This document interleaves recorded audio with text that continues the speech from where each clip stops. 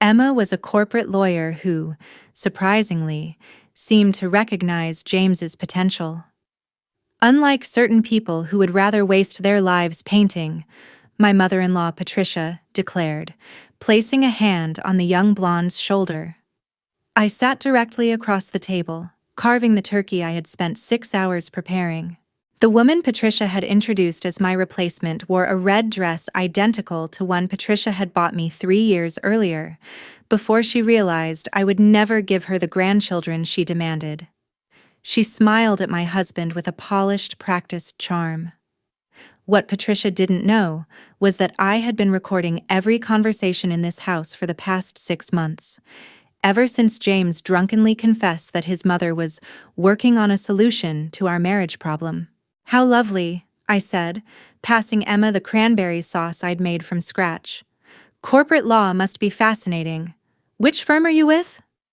Emma glanced nervously at Patricia before replying. "Henderson and Associates. I specialize in family law. Actually, divorce." I smiled and took a sip of wine. "How convenient." James shifted in his seat, his face flushed from more than just alcohol. We'd been married 7 years, together for 10, and he still couldn't meet my eyes whenever his mother orchestrated her schemes. "Emma also comes from a good family," Patricia continued, as if reciting a shopping list. "The Weatherfords of Connecticut. Her father is a federal judge, very well connected. And fertile," James's sister Vivian added with a smirk. "She said she wants at least 4 children."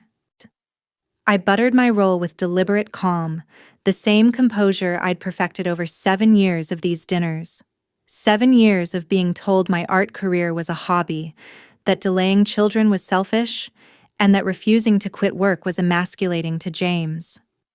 "4 children," I repeated. "That's ambitious. I hope your prenup covers that, Emma. Kids are expensive." The table fell silent. Patricia's perfectly Botoxed face attempted a frown. "Prenup?" Emma's voice wavered. "Oh, did Patricia not mention?" I reached for the green beans. "James insisted on one when we married. Ironclad. In the event of divorce, all assets remain separate. The house, the investments, the business holdings, everything stays with whoever brought it into the marriage." "Well, obviously that would be renegotiated," Patricia said quickly. "James has built substantial wealth since then." "Has he?" I asked sweetly. I hadn't noticed. "Still working at his father's company, isn't he? Same position for what? 5 years now?" James's father, Robert, coughed into his napkin.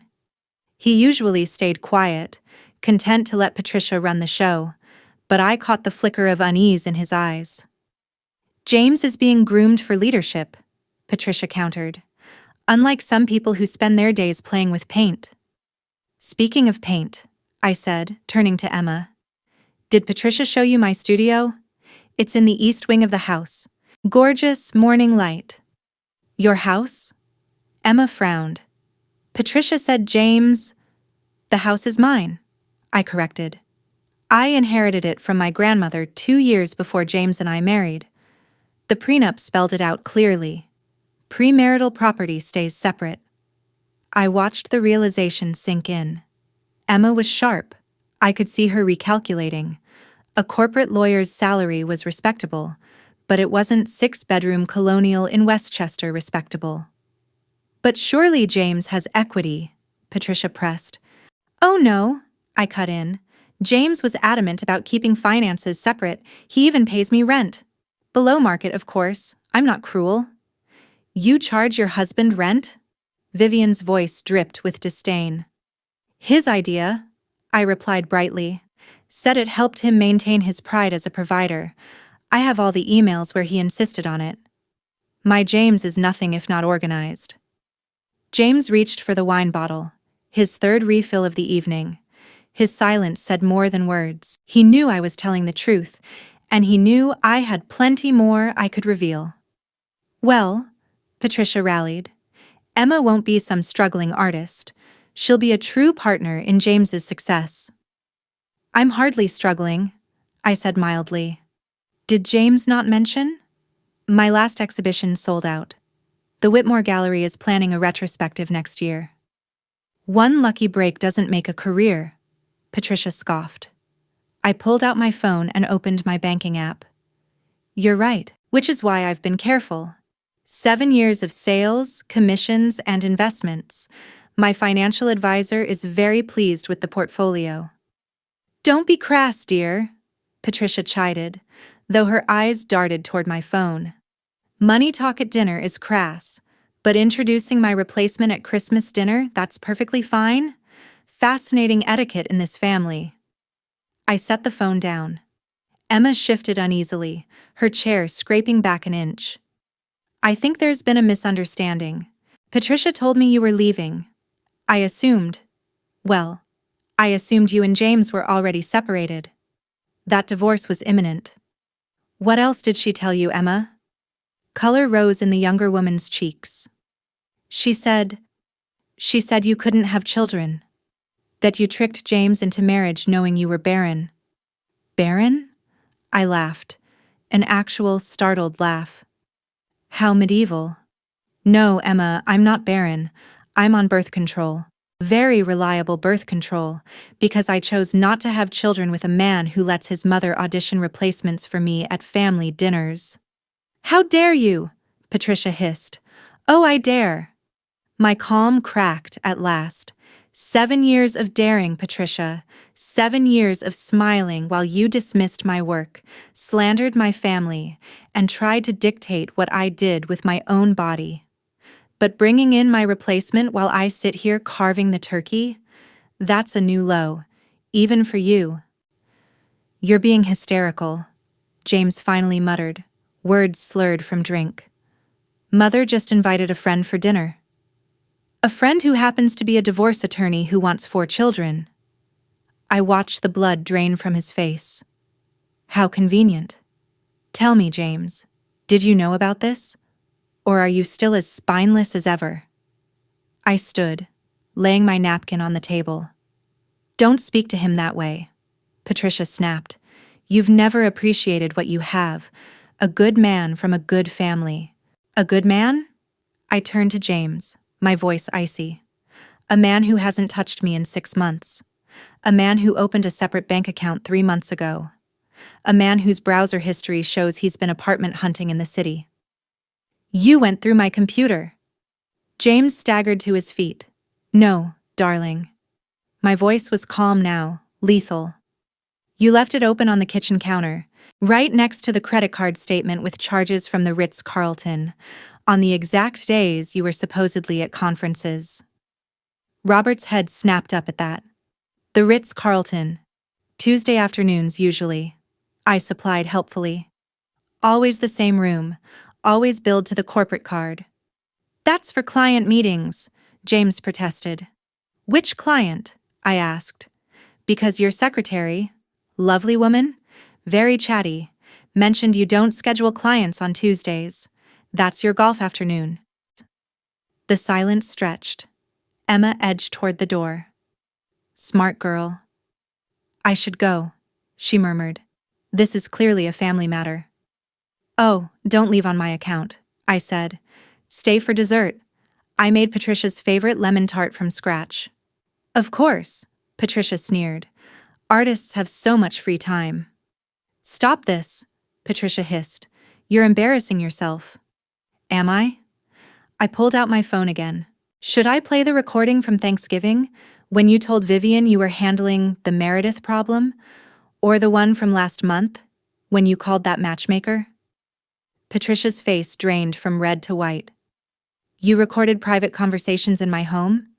Perfectly legal, I smiled. My lawyer confirmed it. Oh, that reminds me. James, you'll be getting a letter from my attorney after the holidays. I thought it would be kinder to wait until Christmas was over. Your attorney? James blinked, sobering slightly. Meredith, let's discuss this privately. Like you discussed Emma privately? I gestured toward the blonde who was now backing toward the door. No, James. We're past private discussions. You want a divorce? Fine. but we'll do it on my terms, not your mother's timeline. You can't divorce him. Patricia shot to her feet, knocking over her wine glass. You're nothing without this family, just some bohemian artist with delusions of grandeur. Patricia. Robert's voice cut through her tirade like a blade. Sit down. We all turned. He hadn't used that tone in years. Robert? Patricia faltered. Sit. Down. He turned to Emma. Miss Weatherford, I apologize for this evening. My wife misled you. Please accept my apologies, and my assurance this will not affect any professional relationship with your firm. Emma nodded and practically bolted for the door. I didn't blame her. Now, Robert said, his voice deadly calm. Would someone like to explain why my son has been charging hotel rooms to the company card? Dad, I can explain, James began. And why my wife has been arranging replacements for a marriage that isn't over. Robert cut him off, his gaze shifting to Patricia.